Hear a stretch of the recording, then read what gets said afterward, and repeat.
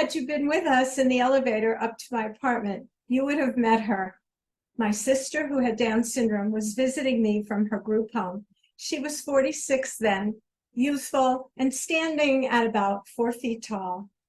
Naturally, she reached out her hand to each person and said, "Hi, I'm Joyce. I'm Amy's sister." And with that, those staring into nowhere elevator faces lit up into smiles. And I, over there in the corner, I waved. "Hi, I'm Amy." How simple it is to connect and create a moment of joy. When was the last time you felt joy? Are you wondering, what is my joy? Its absence is a global problem. With headlines that shock us daily, we struggle to find it. Adding our own challenges and those of our family and friends, we often get depressed and feel powerless. It's a wonder sometimes we get out of bed. But you can change this. The solution lies in understanding that each one of us can create joy and empower others, no matter what. There's evidence that creating joy is innate. Picture that special baby or pet in your life and just look at you. "Oh, cutie pie, what's the matter, my little honey bunny?" And at the zoo, don't you go ape mimicking the chimps and echoing the calls of those exotic birds? Did you know there's an actual science behind this behavior? Mirror neurons scattered throughout our brain cause us to deeply feel and identify with the facial expressions, the pain, and the joy of others. The more we interact, the greater the empathy. Imitation creates reciprocal liking, which makes us more apt to show compassion by acting in supportive ways. We create friendships and champion causes like animal rights.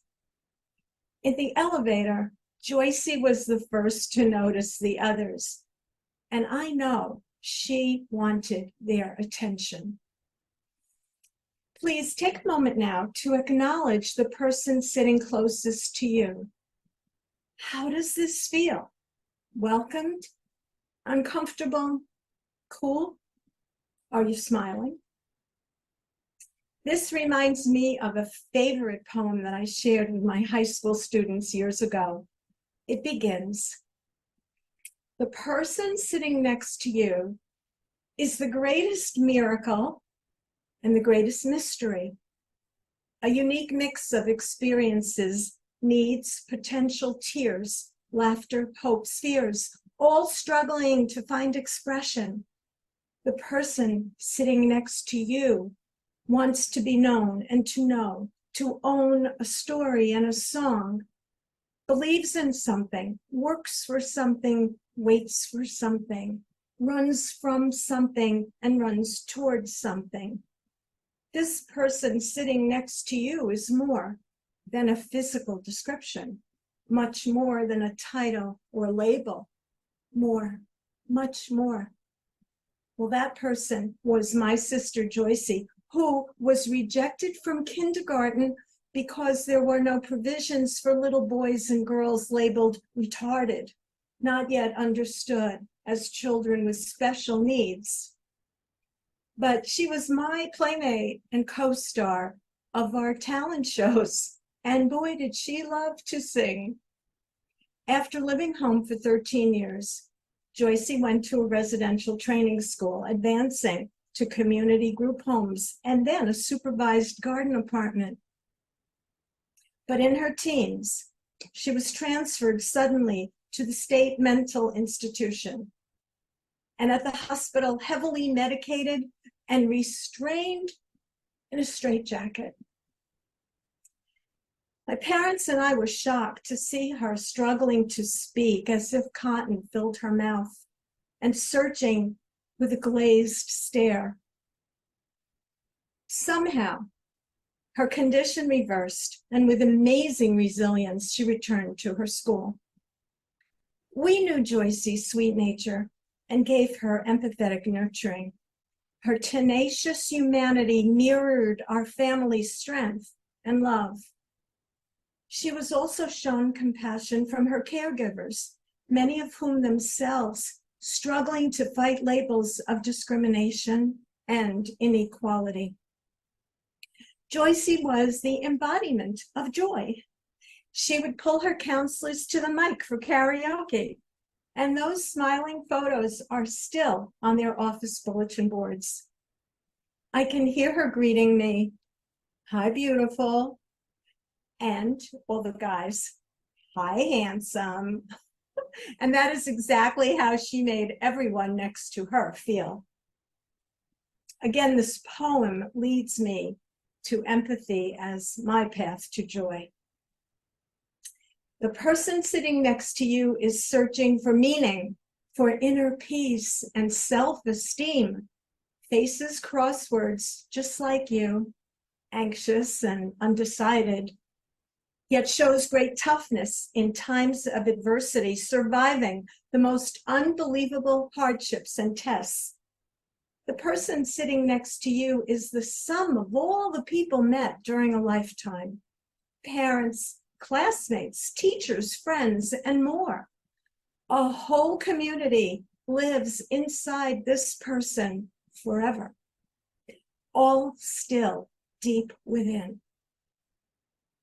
Well, still deep within me are the words of my favorite high school English teacher, who wrote in my yearbook, "To Amy, in whom I often saw myself at 17. Wow. I couldn't believe that these 10 words of empathy touched not only that 18-year-old senior who faced a crossroads, but also inspired the teacher I became. My career started at 22, not much older than my students, and empathy became my path to joy. It was hard, though, to manage home and school in addition to a serious chronic illness. But I mirrored my teacher's strength, her humor, and her openness. I became an empathetic listener. Actually, I was the person sitting next to my students, learning and maturing just as they were. American historian Henry Adams wrote, "A teacher affects eternity. He never knows where his influence stops." Think about it. Are you a teacher too? Who do you influence? Who do you have the opportunity every day to empower, to thank, and to affect? The person sitting next to you in the poem continues. He wants to share dreams, to understand you, to comfort you, to care for you, to cry for you, to cry with you. This person is no different from you, awaiting your attention and smile. This person is sacred. That angel appeared right next to me in a hospital exam room. Having suffered from Crohn's and autoimmune disease since I was 19, my colon was removed. When I shared my fear and uncertainty with my nurse, to my complete surprise, she lifted the top of her scrubs to reveal her own ostomy pouch. Looking me straight in the eyes, she assured, "Amy, you're fine." With that, I shifted my mindset. I saw the possibility to start my new life of healing, hope, confidence, freedom, and joy. Empowered through volunteering, I now help others cope with their similar challenges. Upon further reflection, perhaps the children will lead us. I'm touched by the story of the little boy who goes to the neighboring farm to choose a puppy offered from the latest litter. And when he points to the one with misshapen, wobbly legs all the way in the back by the barn alone, the farmer asks, "Wouldn't you be happier with a lively one that keeps up with you?" The child slowly rolls up his jeans, revealing a metal leg brace. I want that one. That little fella needs me to understand. It should always be this simple. But to counteract a lack of sensitivity, both person to person and globally, schools at all levels offer courses on empathy and happiness as a life skill. Hospitals provide training for interpersonal relationships between patients, doctors, families, and caregivers as the foundation for superior care. With empathy, patients are encouraged to expect and demand compassionate care, and to become an active partner with a voice in their treatment. If we accept that empathy is the path to joy, then we must mindfully practice it every day. How do you feel about empathy having to be formally taught? Can it begin consciously at home? How can you act with empathy? Here's how truly simple it is with just 2 practices.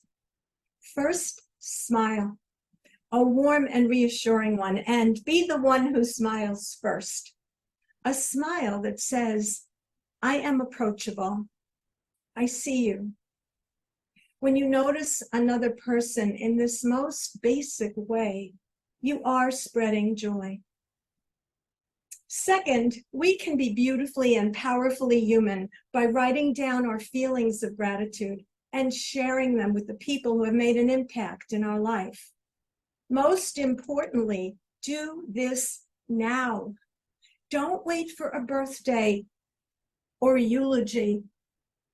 Such messages elevate and celebrate, and the likelihood is the recipient will pay forward the joy by empowering others. Your heartfelt messages may land just in time to relieve the pain and isolation of someone being bullied, or perhaps rescue a person from a desperate choice. When we express our gratitude, we realize how much we have in common. Reaching out with our thoughtful written tributes, we find what draws us to this person, what we already mirror and share. And in the final analysis, we discover ourselves. So don't just click on like and leave cookie cutter comments on social media. Express yourself. I leave you with this responsibility. Challenge yourself to lead. Create endless joy, because your life matters. Joyce's life mattered. A developmentally challenged little girl expected not to live past her teens, danced in our lives until she was 73. Today, initiate the most meaningful conversations of your life, and with the power of empathy, see how the people sitting next to you joyfully light up with your words, with your attention, and with your smile.